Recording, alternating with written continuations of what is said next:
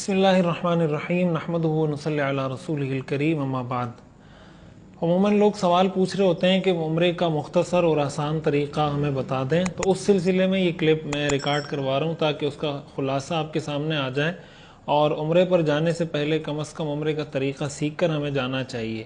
میں مختصراً اس کا طریقہ عرض کر دیتا ہوں۔ عمرے میں بنیادی طور پر 4 کام ہوتے ہیں۔ جس طرح نماز اللہ اکبر سے شروع ہوتی ہے اور السلام علیکم ورحمۃ اللہ پر ختم ہو جاتی ہے، اسی طرح عمرے کا بھی ایک آغاز ہے اور ایک اختتام ہے۔ عمرے کا آغاز ہے احرام، اور عمرے کا اختتام ہے حلق یا قصر، یعنی یا تو بالوں کو مونڈ دیا جائے، حلق کر لیا جائے، یا پھر قصر کر لیا جائے، یعنی بالوں کو چھوٹا کر لیا جائے۔ اس کی کچھ تفصیل انشاءاللہ میں آگے عرض کرتا ہوں۔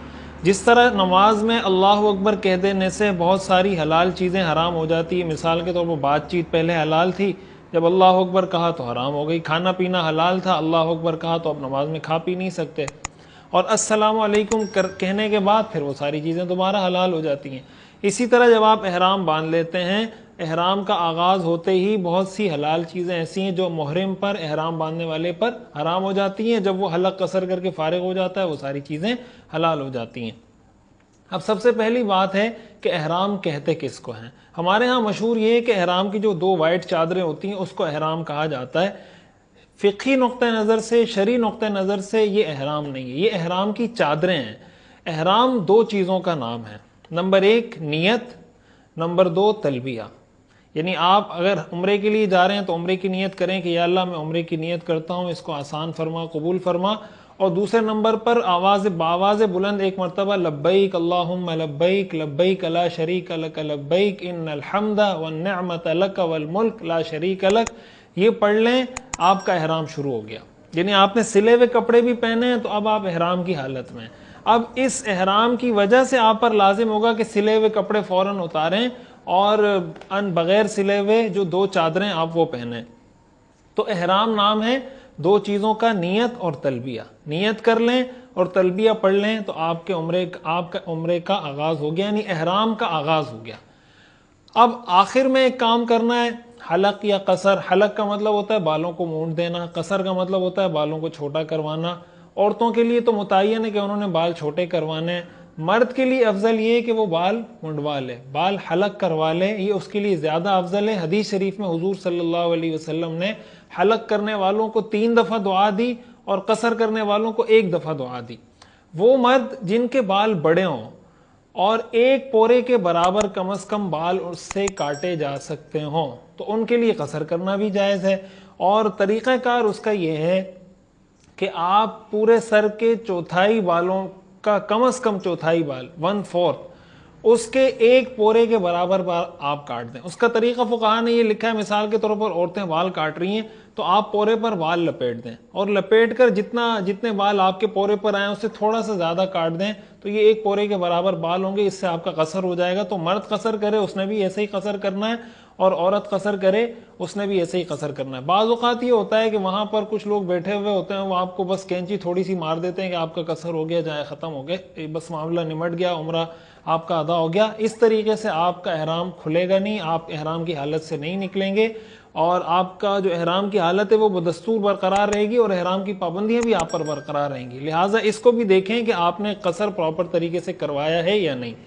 2 کام تو یہ ہو گئے، ایک احرام شروع میں اور ایک حلق یا قصر آخر میں۔ 2 اہم کام میں جو عمرے کے درمیان میں ہوتے ہیں، ایک کو کہا جاتا ہے طواف اور ایک کو کہا جاتا ہے سعی۔ آپ جانتے ہیں طواف بیت اللہ کے گرد گھومنے کا نام ہے طواف، اور صفا مروہ کی جو 2 پہاڑیاں ان کے درمیان چکر لگانے کا نام ہے سعی۔ طواف کے سلسلے میں عرضی ہے، یہ تو آپ جانتے ہیں کہ طواف کے 7 چکر ہوتے ہیں، ٹھیک ہے۔ ہر طواف کا آغاز حجر اسود سے ہوتا ہے۔ طریقہ کار طواف شروع کرنے کا یہ ہوتا ہے کہ آپ حجر اسود کی سیدھ میں کھڑے ہوں، اور حجر اسود کی سیدھ میں کھڑے ہونے کے بعد ہاتھ کانوں تک اٹھائیں، اس کو استقبال کہا جاتا ہے۔ حجر اسود کا استقبال کریں۔ استقبال آپ نے ہاتھ کانوں تک اٹھائے، بسم اللہ اللہ اکبر لا الہ الا اللہ وللہ الحمد والصلاۃ والسلام علی رسول اللہ، یہ پڑھا اور ہاتھ چھوڑ دیں۔ استقبال کے بعد ہر چکر کے شروع میں استلام ہوتا ہے. استلام کا مطلب ہوتا ہے کسی چیز کو چھونا، ہاتھ لگانا. اب ظاہر ہے کہ آپ ہاتھ تو نہیں لگا سکتے حجر اسود کو، اس لیے کہ احرام کی حالت میں جو پابندیاں ہیں ان پابندیوں میں سے ایک پابندی ہے کہ آپ خوشبو نہیں لگا سکتے، آپ سلا ہوا لباس نہیں پہن سکتے، آپ مرد ہیں تو آپ سر نہیں ڈھک سکتے، اسی طرح جناب ناخن نہیں کاٹ سکتے، بال نہیں کاٹ سکتے. عورت کے لیے چہرہ چھپانا اس طریقے سے کہ اس پر کپڑا لگ رہا ہو، یہ اس کے لیے جائز نہیں ہے. اسی طرح میاں بیوی کے آپس کے تعلقات، یہ ساری وہ چیزیں جو احرام کی وجہ سے ناجائز ہو جاتی ہیں. اب ایسی صورت میں استلام کا طریقہ کیا ہے کہ آپ دور سے حجر اسود کی طرف ایسے اشارہ کریں گویا آپ اپنے ہاتھ حجر اسود پر رکھ رہے ہیں، اور استلام کی دعا پڑھیں، ہاتھوں کو چوم لیں اور حجر اسود سے دائیں طرف چلنا شروع کر دیں. یعنی یہ حجر اسود ہے، اس سے آپ دائیں طرف گھومنا شروع کر دیں. جب آپ کا ایک چکر پورا ہوگا حجر اسود پر آئیں گے، دوبارہ استلام کریں گے، پھر دوسرا چکر شروع ہوگا، پھر تیسرا چکر کے آغاز میں تیسری مرتبہ استلام کریں گے. اس طرح طواف کے شروع میں آپ نے استلام کیا اور ہر چکر کے شروع میں آپ ایک استلام کریں گے، اور جب آپ کے طواف کے 7 چکر پورے ہو جائیں گے تو اختتام میں آپ ایک مرتبہ پھر استلام کریں گے. اس کا مطلب یہ ہوا کہ ایک طواف میں ایک استقبال ہوگا اور 8 مرتبہ استلام ہوگا. ایک چیز طواف کے بارے میں یہ یاد رکھنی چاہیے جو مردوں کے لیے خاص ہے. 2 کام ایسے ہیں طواف میں جو مردوں کے لیے خاص ہیں، جو انہوں نے کرنے ہوتے ہیں. ایک کو کہا جاتا ہے رمل اور ایک کو کہا جاتا ہے استباع. رمل کا مطلب ہوتا ہے سینہ نکال کر پہلوانوں کی طرح اکڑ اکڑ کر چلنا. یہ حضور صلی اللہ علیہ وسلم جب عمرہ کرنے کے لیے تشریف لائے تھے، اپنے صحابہ کو یہ حکم دیا تھا اور اس کے بعد سے قیامت تک کے لیے یہ سنت قرار پایا. تو طواف کے پہلے 3 چکر اس میں رمل کرنا ہے، اور رمل کا میں نے آپ کو بتا دیا کہ سینہ نکال کر اکڑ اکڑ کر پہلوانوں کی طرح 3 چکر میں چلنا ہے. یہ کام صرف مرد کریں گے. دوسرا کام جو صرف مرد کریں گے وہ ہے استباع. استباع کا مطلب ہوتا ہے کہ احرام کی چادر کو دائیں کندھے کے نیچے سے نکال کر بائیں کندھے پر ڈال دیں، یعنی آپ کا دائیں کندھا ننگا ہونا چاہیے. استباع صرف طواف میں ہوتا ہے، استباع صرف مرد حضرات کرتے ہیں، استباع صرف اس طواف میں کیا جاتا ہے جس کے بعد سعی ہو. یہ 3 صرف ہیں، صرف طواف میں، صرف مرد، صرف اس طواف میں جس کے بعد صحیح ہو. اور ظاہر ہے کہ عمرے کے طواف کے بعد صحیح ہوتی ہے، لہٰذا اس کے طواف میں بھی آپ کو استباع کرنا ہوگا. یہ تو ہو گیا آپ کا طواف. طواف کے بعد 3 کام ہیں جو کرنے ہوتے ہیں. پہلا کام ہے آب زمزم پیئیں، حدیث شریف سے ثابت ہے.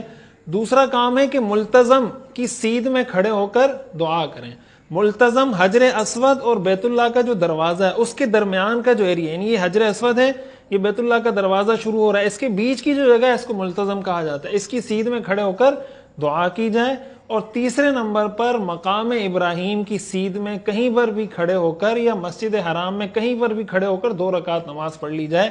یہ 3 کام طواف کے بعد کرنے، آپ کا طواف مکمل ہو گیا. طواف کرنے کے بعد اب ایک کام رہ گیا ہے سعی. سعی آپ جانتے ہیں صفا مروہ کے جو 2 پہاڑیاں ہیں اس کے درمیان چکر لگانے کو کہتے ہیں. سعی کے بارے میں ایک بات یہ یاد رکھیں کہ بعض لوگوں کو یہ غلط فہمی ہوتی ہے کہ وہ صفا سے مروہ اور مروہ سے صفا اس کو ایک چکر سمجھتے ہیں. ایسا نہیں ہے. صفا سے سعی کا آغاز ہوگا، مروہ تک یہ ایک چکر ہو گیا، پھر مروہ سے جب دوبارہ صفا آئیں گے یہ دوسرا چکر ہوگا. ہر طاق چکر آپ کا صفا سے شروع ہوگا اور ہر جف چکر آپ کا مروہ سے شروع ہوگا. اس طریقے سے آپ نے 7 چکر لگانے. سعی کا آغاز اس طریقے سے کریں گے کہ آپ جب صفا پہاڑی پر پہنچیں تو قبلہ رخ ہو کر دعا کریں، اور دعا کرنے کے بعد صفا سے مروہ کی طرف جائیں. اسی طرح مروہ پہ پہنچ کے دعا کریں. جب صفا سے مروہ جاتے ہوئے اور مروہ سے صفا آتے ہوئے بیچ میں آپ کو سبز لائٹیں نظر آئیں گی جس کو میلین اخضرین کہا جاتا ہے. یہ وہ جگہ ہے جہاں حضرت ہاجرہ علیہ السلام دوڑی تھیں، یعنی جب وہ نیچے نشیب کی جگہ آتی تھی تو وہ دوڑتی تھی تاکہ حضرت اسماعیل علیہ السلام نظر آئیں. تو وہ وہاں سے دوڑ کے جب اوپر تھوڑا اونچائی کی طرف آتی تھی پھر ان کی رفتار سست ہو جاتی تھی. تو یہ وہ جگہ ہے جہاں پر سعی، یعنی سعی آپ عام رفتار میں کریں گے، لیکن جب ان 2 سبز لائٹوں کے درمیان کا ایریا آئے گا اس میں آپ نے تھوڑا تیز چلنا ہے. عورتیں تیز نہیں چلیں گی، یہ تیز چلنے کا حکم صرف مردوں کے لیے ہے. اور اسی سے پتہ چلتا ہے کہ اسلام ماننے کا نام ہے. اصل میں یہ سنت ہے عورت کی، لیکن اسلام نے اس کو سنت قرار دیا مرد کے لیے، عورت کے لیے اس کو سنت قرار نہیں دیا ہے. تو صفا سے مروہ ایک چکر، مروہ سے صفا دوسرا چکر. جب آپ کی سعی مکمل ہو جائے گی تو سعی کے بعد جیسے میں نے شروع میں بتایا کہ حلق یا قصر ہوگا اور آپ کا عمرہ مکمل ہو جائے گا. طواف کے بارے میں یہ بات یاد رکھنی چاہیے کہ طواف میں وضو کرنا واجب ہے. یعنی جس طرح نماز کے لیے وضو ضروری ہے، اسی طرح طواف کے لیے وضو ضروری ہے. بغیر وضو کے طواف نہیں ہوتا. سعی کے لیے وضو ضروری نہیں ہے، بہتر یہی ہے، سنت عمل یہی ہے کہ وضو کی حالت میں سعی کی جائے. لیکن اگر بغیر وضو کے بھی سعی ہو گئی تو سعی اس کی ادا ہو جائے گی، لیکن طواف بغیر وضو کے ادا نہیں ہوگا. یہ عمرے کا مختصر طریقہ ہے. خلاصہ میں عرض کر دیتا ہوں کہ شروع میں احرام، آخر میں حلق یا قصر، بیچ میں طواف اور سعی. یہ کل 4 اعمال ہیں جس کو عمرہ کہا جاتا ہے. اور ایک گزارش میں آخر میں یہ بھی کروں گا کہ جب کبھی آپ عمرے کے لیے جائیں، حج کے لیے جائیں، جب ہم لاکھوں روپے لگا رہے ہوتے ہیں تو یہ کوشش کریں کہ عمرے اور حج کے تمام مسائل اچھی طرح بار بار سیکھ کر، بار بار پوچھ کر، علماء کے پاس بیٹھ کر اچھی طرح سیکھ کر جائیں. وہاں جانے کے بعد لوگ پریشان ہوتے ہیں، پھر واٹس ایپ پر، فون پر رابطے کر کے اور پوچھ رہے ہوتے ہیں، کبھی ان پہ دم لازم ہو رہا ہوتا ہے، کبھی کیا ہو رہا ہوتا ہے، کبھی بہت پریشانی ہو رہی ہوتی ہے. تو جس مقصد کے لیے اتنے لاکھوں روپے خرچ کیے ہوتے ہیں وہ مقصد حاصل نہیں ہوتا. لہٰذا یہ کوشش ضرور کرنی چاہیے کہ جو بھی عمل کریں اس کو سیکھ کر کریں. اللہ تعالی ہمیں عمل کرنے کی توفیق عطا فرمائے.